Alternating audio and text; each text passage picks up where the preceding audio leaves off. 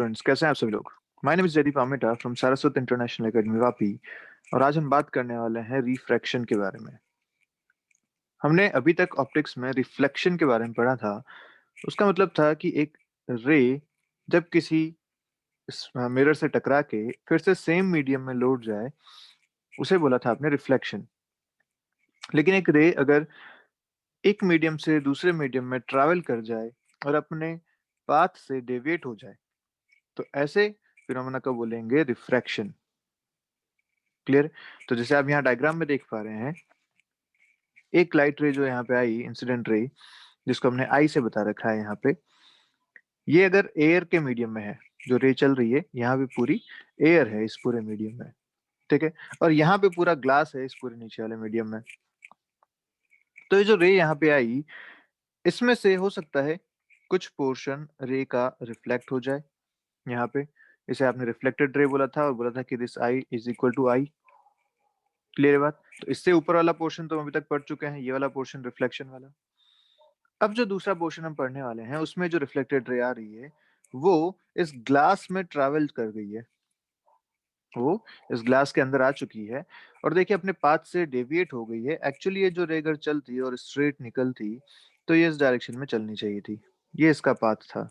लेकिन ग्लास में आने के बाद अपने पाथ से डेविएट हो गई और इस डायरेक्शन में चली गई, ये इसका डेविएशन हो गया। ऐसे रे को बोलते हैं रिफ्रैक्टेड रे। क्या बोलते हैं? रिफ्रैक्टेड रे। तो जब भी दो मीडियम की बाउंड्री पे जब रे आके टकराती है और अपने पाथ से अगर डेविएट हो जाती है, एक मीडियम से दूसरे मीडियम में चली जाती है, तो ऐसे प्रोसेस को बोलेंगे रिफ्रैक्शन। ठीक है। आपके लिए पूरी डेफिनेशन भी ऊपर लिखी गई है, आप वहां से स्क्रीनशॉट लेके इसे पढ़ सकते हैं। क्लियर। अब इसमें भी वही सारी बातें हैं कि ये जो है ये मीडियम बाउंड्री कहलाती है। क्या कहलाती है? Medium boundary. क्योंकि ऊपर इसके एयर है, नीचे इसके ग्लास है, तो this boundary is medium boundary. अब यहाँ पे ये प्लेन है, ये किसी और शेप में भी हो सकती है, बट फिलहाल हम प्लेन की बात करते हैं। तो मीडियम बाउंड्री के परपेंडिकुलर जो आप लाइन बनाएंगे वो यहाँ पे बनेगा नॉर्मल। तो ये बिल्कुल वैसा ही है जैसे आपने एक मिरर के केस में किया था कि अगर ऐसा प्लेन मिरर था तो इसके परपेंडिकुलर आपने नॉर्मल बनाया था। वैसे यहाँ पे इस मीडियम सेपरेशन बाउंड्री के परपेंडिकुलर जो आपने लाइन ड्रॉ करी है, दिस इज नॉर्मल। और जो एंगल्स हमें देखने होते हैं वो हमेशा नॉर्मल से ही देखे जाते हैं। तो इंसिडेंट एंगल यहीं से देखा गया, इसी तरीके से जो रिफ्रैक्टेड एंगल है आर, वो भी यहीं से देखा गया। और हम देख पा रहे हैं for this case i is more than r. ऐसा हमेशा जरूरी नहीं है, कभी r is more than i भी हो सकता है, दोनों इक्वल भी हो सकते हैं, वो सब हम आगे बातें करने वाले हैं। बट एंगल यहाँ पे डिफरेंट है। जैसे रिफ्लेक्शन में आपने आई इक्वल टू आई बोल दिया था, यहाँ पे हम ये डायरेक्ट फॉर्मूला यूज नहीं कर पाएंगे। यहाँ पे आई और आर का रिलेशन हमें मीडियम के हिसाब से देना पड़ेगा। अब वो कैसे देते हैं उस बारे में आगे बात करते हैं। तो बात आती है रिफ्रैक्टिव इंडेक्स की। किसकी? Refractive index. अभी रिफ्रैक्टिव इंडेक्स क्या है भाई? हमने बोला था जब हमने लाइट के बारे में शुरुआत में स्टडी करी थी, तो बोला कि भाई एक लाइट जब मीडियम में ट्रैवल करती है या जब वैक्यूम में ट्रैवल करती है तो उसकी स्पीड होती है सी, 3 × 10⁸ मीटर पर सेकेंड। लेकिन जैसे वो मीडियम में आती है तो उसकी स्पीड में चेंजेस होते हैं, उसकी स्पीड मीडियम की वजह से बदल जाती है। तो इन दोनों का जो रेशियो है उसी को उस मीडियम का रिफ्रैक्टिव इंडेक्स कहा जाता है। तो आपके सामने जो डेफिनेशन लिखी हुई है, the ratio of speed of light in vacuum to the speed of light in the medium is called the refractive index of a medium। ठीक है। और वैक्यूम और एयर ये दोनों एक जैसी स्पीड के साथ चलती है लगभग, इसलिए हम इन दोनों को सेपरेट नहीं करते, वैक्यूम और एयर में एक ही स्पीड मान लेते हैं। मतलब अब अगर एयर का रिफ्रैक्टिव इंडेक्स की बात करो तो वो 1 हो गया, है ना। अगर ये 1 हो गया तभी आप बोलेंगे वैक्यूम और नीचे एयर। ठीक है। तो एयर के लिए रिफ्रैक्टिव इंडेक्स 1 हो गया, वैक्यूम के लिए भी 1 हो गया, तो इन दोनों को तो नहीं कैलकुलेट कर रहे हम। बाकी किसी मीडियम के लिए, जैसे यहाँ पे आपने ग्लास लिया था, तो अगर ग्लास के लिए बात करेंगे तो हम यहाँ पे कैलकुलेट करेंगे इसका रिफ्लेक्टिव इंडेक्स कितना है। ठीक है। तो ये फॉर्मूला ध्यान रहना चाहिए, C by V is mu. C speed of light in vacuum या air divide by speed of light in medium. ठीक है। और रिफ्लेक्टिव इंडेक्स यहाँ पे बहुत ही इंपॉर्टेंट टर्म है, क्योंकि हर क्वेश्चन में आपको ये तो मिलने ही वाला है। बिना म्यू के आप रिफ्लेक्शन का क्वेश्चन अज्यूम नहीं कर सकते, या तो म्यू आपको दिया होगा या फाइंड करना होगा। Okay. When the light passes from medium 1 to the another medium 2, The refractive index of medium 2 with respect to medium 1 is written as 1 mu 2। ऐसा, जब लाइट 1 में इंसिडेंट हुई है और 2 में ट्रैवल कर रही है, जैसे यहाँ पे अगर बात करें इस क्वेश्चन में, तो ये मीडियम 1 हो गया, ये मीडियम 2 हो गया, क्योंकि लाइट इंसिडेंट थी मीडियम 1 में, ट्रैवल कर रही है उसके बाद मीडियम 2 में, रिफ्लेक्ट हुई मीडियम 2 में। तो हमें यहाँ पे मान लीजिए अगर एयर नहीं होता, यहाँ पे वाटर होता, ठीक है, तो अब इस बार दोनों ही मीडियम ऐसे हैं जिनका अपना अपना रिफ्रेक्टिव इंडेक्स है। वाटर का अपना रिफ्रेक्टिव इंडेक्स होता, ग्लास का अपना रिफ्रेक्टिव इंडेक्स होता। तब आप जब म्यू लिखेंगे तो आप उस म्यू को लिखेंगे इस तरीके से, with respect to 1 with respect to 2, इस तरीके से। Refractive index of medium 2 with respect to medium 1 is written as 1 mu 2 and is called as relative refractive index. ठीक है, अगर आप प्रॉपर रिफ्रेक्टिव इंडेक्स की बात कर रहे हो तो वो वैक्यूम के साथ आ रहा है, अगर आप रिलेटिव की बात कर रहे हो तो एक मीडियम का दूसरे मीडियम के साथ आ रहा है। ठीक है, और ये कैसे डिफाइन होता है, 1 mu 2 is equal to mu 2 by mu 1 is equal to, अगर म्यू को आप लिखना है तो आप क्या लिखेंगे, सी बाई वी। किसके लिए म्यू 2 लिख रहे हैं तो सी बाई वी 2 लिखोगे, ऐसे म्यू 1 लिख रहे हो तो सी बाई वी 1 लिखोगे। This is equal to we 1 by we 2 which is equal to speed of light in medium 1 by speed of light in medium 2। और आप यहाँ से ये बात भी समझ पा रहे हो कि जिसका रिफ्रेक्टिव इंडेक्स ज्यादा होगा उसके लिए स्पीड इन द मीडियम कम होगी। क्लियर है, आप देख रहे हो यहाँ से रेशियो देख रहे हो, mu 2 by mu 1 equal to we 1 by we 2, inverse ratio आ रहा है यहाँ पे। इनवर्स रेशियो मतलब जिसका म्यू 2 ज्यादा उसके लिए वेलोसिटी कम, ऐसे जिसका म्यू कम उसके लिए वेलोसिटी ज्यादा। ठीक है, तो आपसे अगर बोला गया कि एक मीडियम का रिफ्रेक्टिव इंडेक्स 1.5 है और एक का 2 है, तो बताइए स्पीड ऑफ लाइट किस में ज्यादा होगी, ऑब्वियसली 1.5 वाले में ज्यादा होगी। ठीक है, ऐसे मीडियम्स को अपन ऑप्टिकली डेंसर मीडियम भी बोलते हैं। ऑप्टिकली डेंसर, ऐसे मास वाला डेंसिटी नहीं, ऑप्टिकली डेंसर मतलब कितनी डेंसिटी उसमें है लाइट के वेलोसिटी को लेके।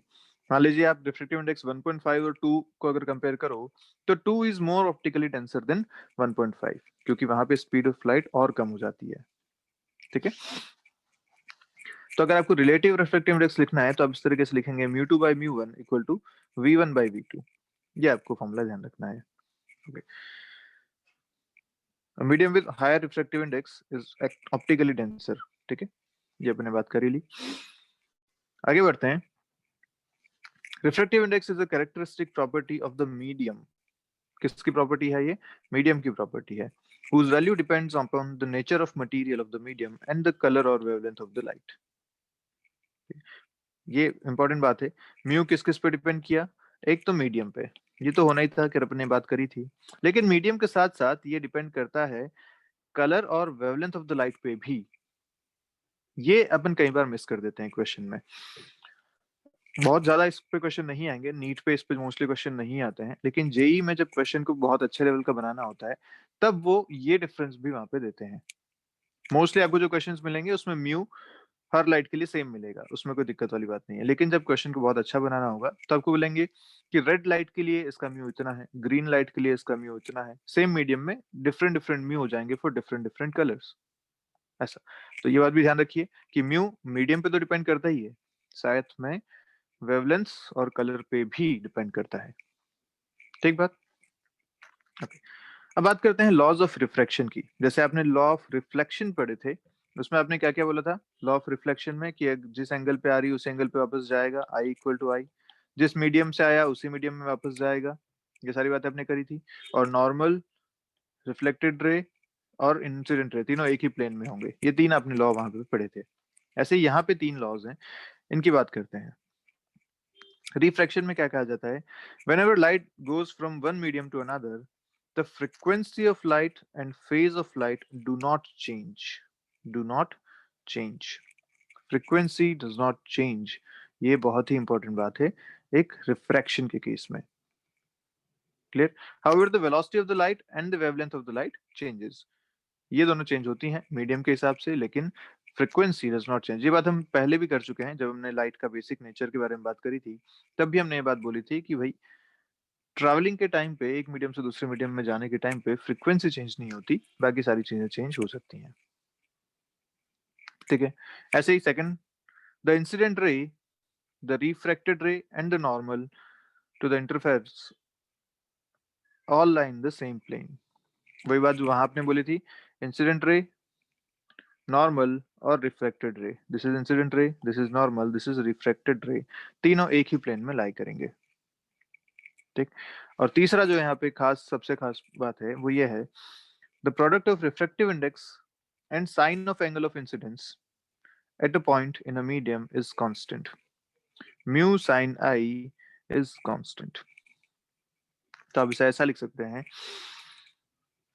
कि अगर यहाँ पे, सॉरी, अगर यहाँ पे रिफ्रैक्शन हो रहा है इस तरीके से, ये आपका मीडियम 1 है ऊपर और इधर मीडियम 2 है, तो रिफ्रैक्शन के केस में हम लिखेंगे यहाँ से जो रे आ रही है इस डायरेक्शन में, दिस इज एंगल आई. और अगर ये रिफ्रैक्शन के बाद अपने पाथ से डेविएट हो जाती है, लेट्स से इस डायरेक्शन में, दिस इज एंगल आर.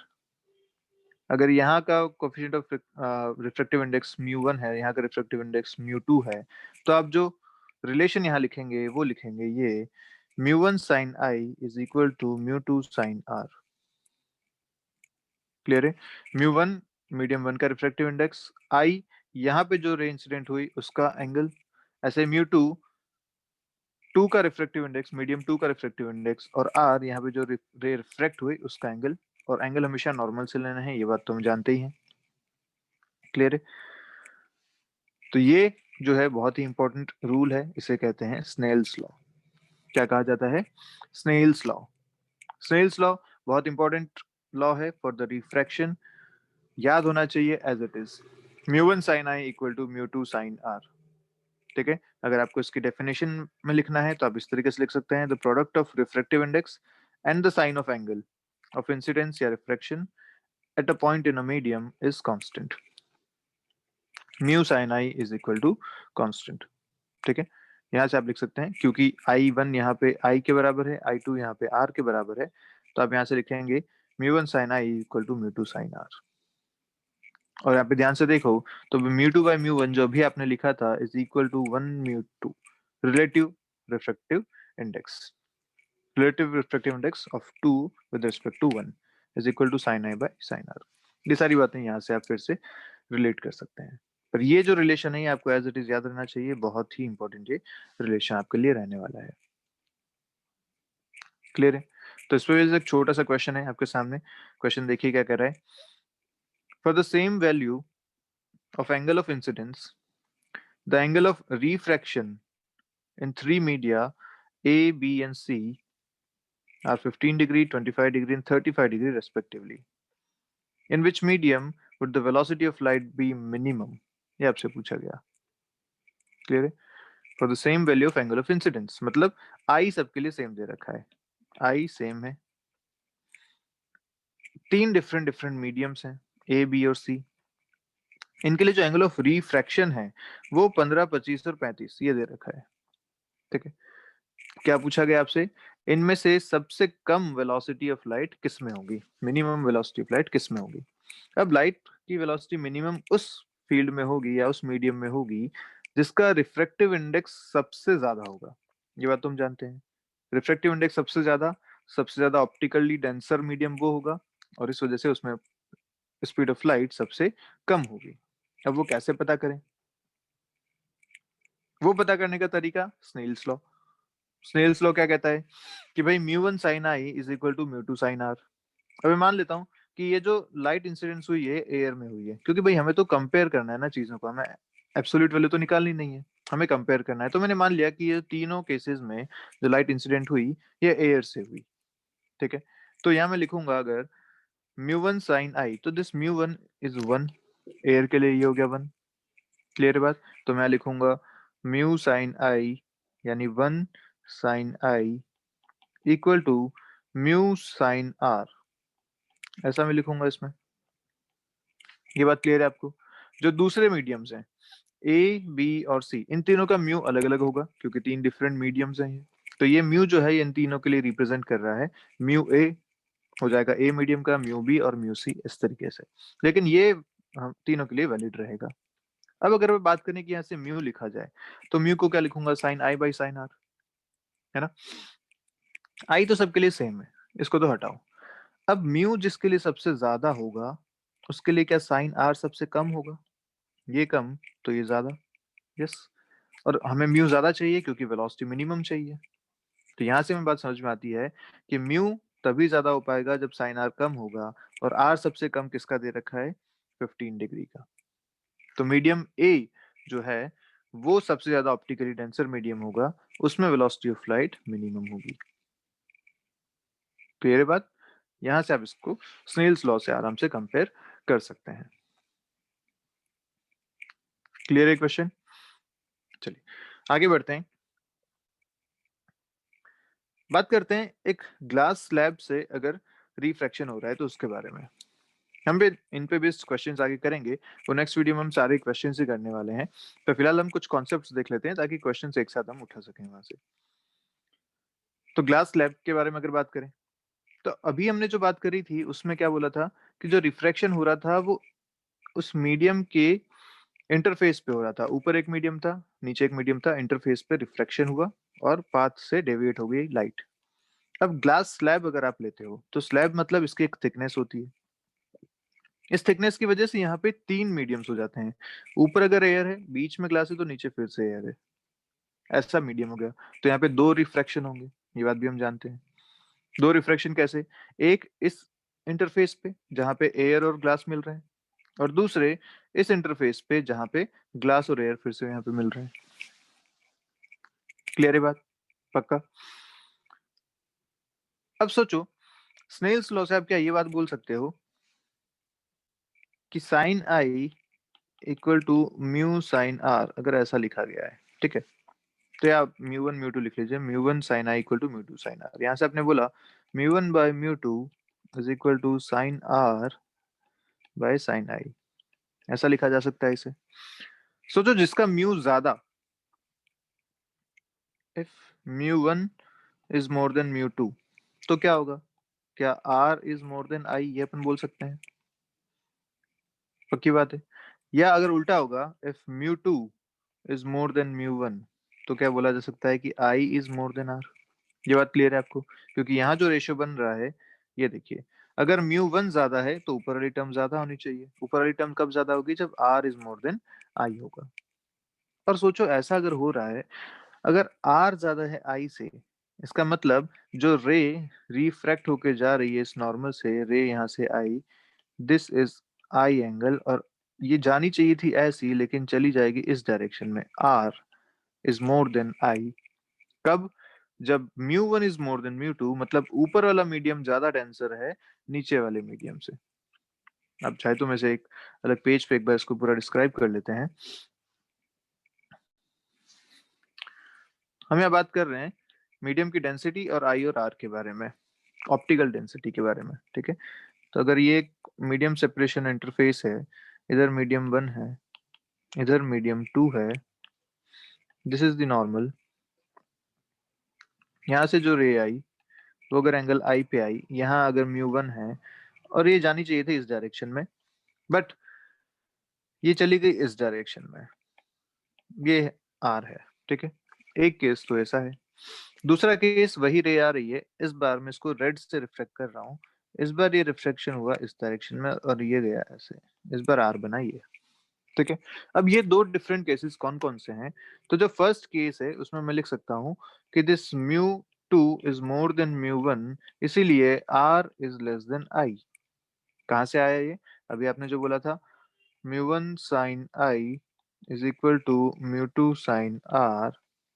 यहाँ से अगर मैं लिखा लूँ sine I by sine R is equal to mu two by mu one, तो यहाँ पे कौन बड़ा है? देखिए अगर ब्लू वाला आप देखो तो are is less than I, ऐसा है ना? R is less than I मतलब mu one is less than mu two, यही बात यहाँ पे लिखी गई है। तो इसका मतलब ये है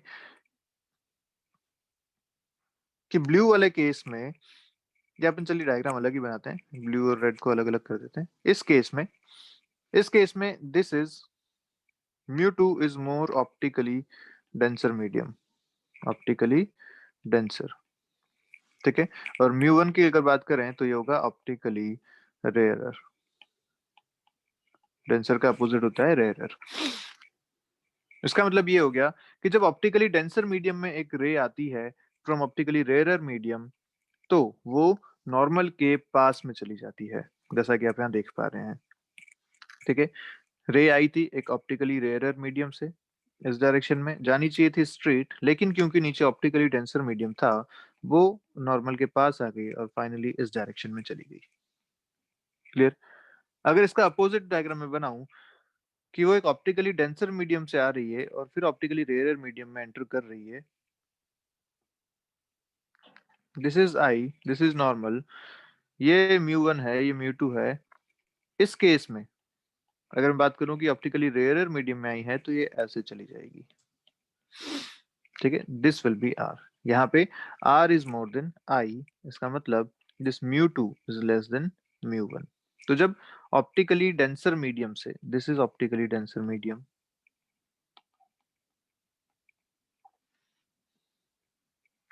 ऑप्टिकली रेयर मीडियम में एक रे आती है,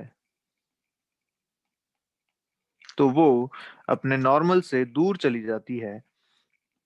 आई थी इस डायरेक्शन में, जानी चाहिए थी इधर, लेकिन चली गई इस डायरेक्शन में, अपने नॉर्मल से दूर चली गई। ठीक है, तो आर इज मोर देन आई।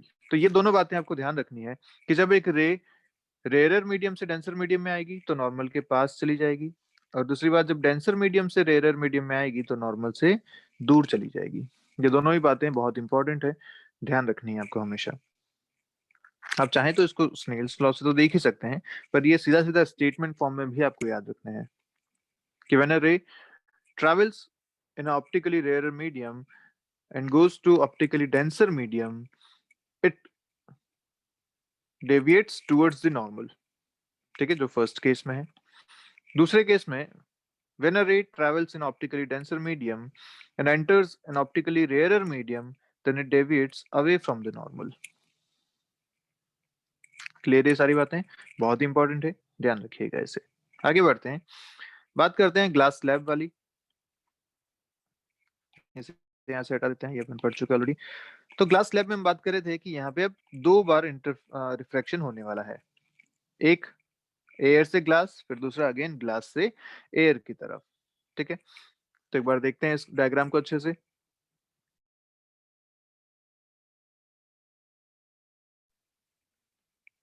यहाँ से एक इंसिडेंट रे आ रही है इस डायरेक्शन में।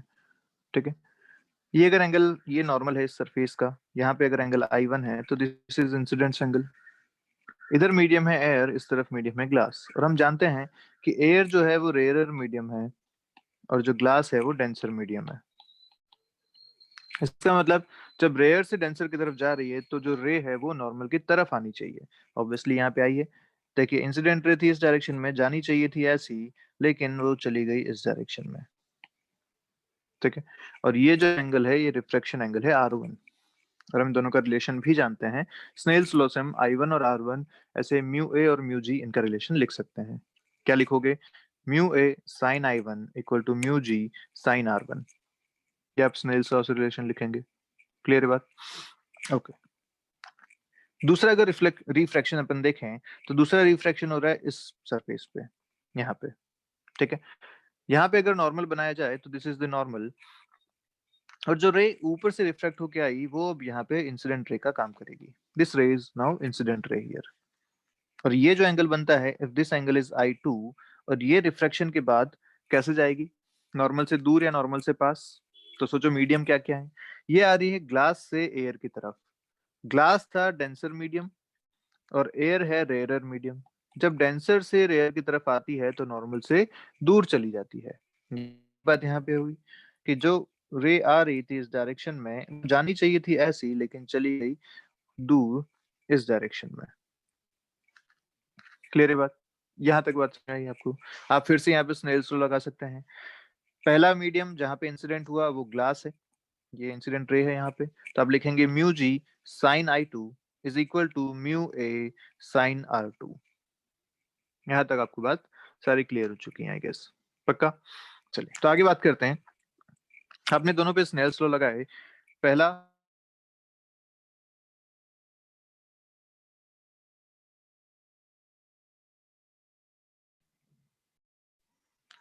इन दोनों इक्वेशन से आपने ये रेशियो निकाल लिया sine I by sine r का, इधर से भी sine I by sine r का। ठीक है, ये दोनों रेशियो आप देख पा रहे हैं कि जस्ट अपोजिट है। This is mu G by mu A and this is mu A by mu G, दोनों जस्ट अपोजिट रेशियोज मिल रहे हैं अपने को। ठीक है, आगे बात करते हैं। क्योंकि ये equation 1 is inverse of equation 2, यहाँ म्यू ए बाय म्यू जी, यहाँ म्यू जी बाय म्यू ए है, यहाँ म्यू ए बाय म्यू जी है। दिस इज जस्ट इनवर्स, मतलब मैं इसको इनवर्स करके इक्वल कर सकता हूँ इन दोनों को। तो मैं लिख सकता हूँ यहाँ पे sine i one by sine r one is equal to sine r two by sine i two, इसको इनवर्स करके यहाँ लिखा जा सकता है। तो ये मैंने यहाँ लिखा इस तरीके से।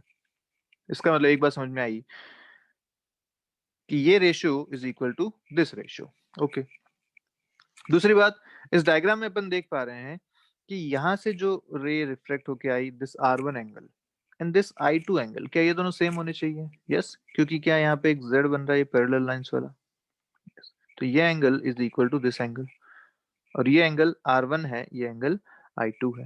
ये दोनों एंगल ज्योमेट्री से यहाँ पे सेम होने चाहिए। और ये पैरेलल लाइंस क्यों है? क्योंकि भैया दोनों ही नॉर्मल्स है, यहाँ पे नॉर्मल तो दोनों पैरेलल ही होंगे। ठीक है, तो यहाँ से एक रिलेशन और मिल गया कि this are one is equal to i two, ये भी यहाँ पे मैं यूज करता हूँ, this are one is equal to i two. अगर मैं इसको यहाँ रखूँ तो ये नीचे वाली टर्म्स दोनों इक्वल हो गई। अगर नीचे वाली दोनों टर्म्स इक्वल हो गई तो ऊपर वाली को भी इक्वल होना पड़ेगा, तभी रेशियो सेम बन पाएगा। इसका मतलब sine i one is equal to sine r two, यहाँ से समझ में आया कि i one is also equal to r two. और ये एक इंपॉर्टेंट बात आ गई कि अगर r two is equal to i one है, इसका मतलब जो एमर्जेंट रे है वो पैरेलल टू द इंसिडेंट रे थी। तो डायग्राम में अगर बात करें तो ये जो एमर्जेंट रे यहाँ से निकली है, फाइनल रे, ये is parallel to this incident ray. अगर इंसिडेंट रे सीधी सीधी आती तो इस डायरेक्शन में आती, दिस एमर्जेंट रे हियर, ये दोनों पैरेलल है आपस में। क्लियर है? तो एक ग्लास स्लैब के लिए ये बहुत ही इंपॉर्टेंट एक फाइंडिंग है कि जो इंसिडेंट रे आती है और जो फाइनल एमर्जेंट रे निकलती हैं वो दोनों पैरेलल होती हैं। क्लियर है बात? पक्का?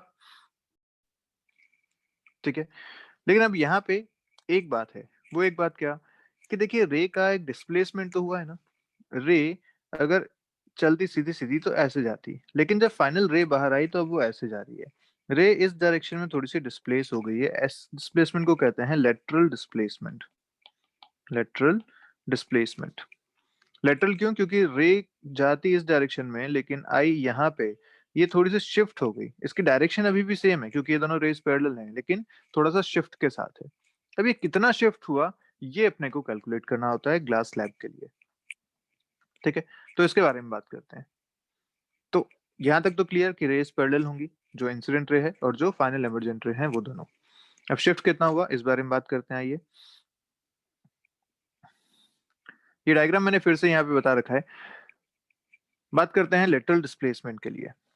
तो भाई अगर मैं यहाँ से एक परपेंडिकुलर इस रे पे ड्रॉप करूं इस डायरेक्शन में, ठीक है, आई गेस आपको डायग्राम विजिबल है। यहाँ से एक परपेंडिकुलर ड्रॉप किया है, ऐसा दोनों पैरेलल रेज हैं, ये और ये दोनों पैरेलल हैं, तो आराम से परपेंडिकुलर ड्रॉप किया जा सकता है इस डायरेक्शन में। ठीक है, तो यहाँ पे अब ये जो परपेंडिकुलर की लेंथ है एम एन डैश, ये हमें कैलकुलेट करनी है क्योंकि यही तो लेटरल डिस्प्लेसमेंट है। कैसे कैलकुलेट करें? तो देखिए यहाँ पे ये एक एंगल डेल्टा है, दिस इज डेविएशन। डेविएशन कौन सा? जो फर्स्ट रे यहाँ पे आई वो ऐसे जाती लेकिन चली गई थी इस डायरेक्शन में, तो this is the delta deviation. हमने पहले भी बात करी थी इस बारे में। तो डेल्टा इज द डेविएशन। अगर इसके बारे में बात करें तो मैं लिख सकता हूँ फॉर दिस ट्राइंगल, ये आपका 90 डिग्री एंगल है। अगर मैं इसमें साइन थीटा लिखना चाहूँ या साइन डेल्टा लिखना चाहूँ तो क्या लिखूंगा? M N dash by L M. तो यहाँ मैंने लिखा sine delta equal to M N dash by L M. यहाँ से मिल गया M N dash equal to L M sine delta. अब मुझे डेल्टा की अगर वैल्यू मिल जाए तो मैं ये सारी बातें यहाँ से कंप्लीट कर सकता हूँ। ओके, डेल्टा आप कितना लिख सकते हैं? तो delta is nothing but i one minus r one. ये बात भी क्लियर है क्योंकि देखिए ये जो रे आ रही है इस डायरेक्शन में, ये पूरा एंगल आई वन है तो ये पूरा एंगल भी आई वन होगा। इसमें से ये छोटा आर वन है और ये डेल्टा है, तो delta is nothing but i one minus r one. तो यहाँ तो मैं ये रिप्लेस कर दूंगा। अब मुझे चाहिए एल एम। ये एल एम अगर मुझे मिल जाए तो वो कैसे मिलेगा? ये ट्राइंगल देख लो, इस ट्राइंगल में this is nothing but thickness of the glass slab T, और ये एंगल पता है आर वन, तो अगर ये टी पता है, ये आर वन पता है, तो ये भी मिल जाएगा।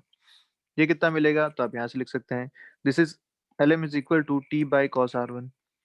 यहाँ से आप इस ट्राइंगल से लिख सकते हैं। ये दोनों चीजें अगर मैं इस इक्वेशन में डालूं, इस इक्वेशन में अगर पुट करूं, तो मुझे फाइनल आंसर जो मिलता है वो मिलता है एम एन डैश, मतलब जो लेटरल डिस्प्लेसमेंट है, this is equal to t, L M is t by cos R1, तो टी बाई कॉस R1, और sine delta, delta is I1 minus R1, तो आपको जो फाइनल एक्सप्रेशन मिला t sine I1 minus R1 divide by cos R1, this is the lateral displacement for this glass slab. ठीक है, और ये किस पे डिपेंड कर रहा है? ये डिपेंड कर रहा है एक तो थिकनेस टी पे, और दूसरा इंसिडेंट एंगल I1 पे।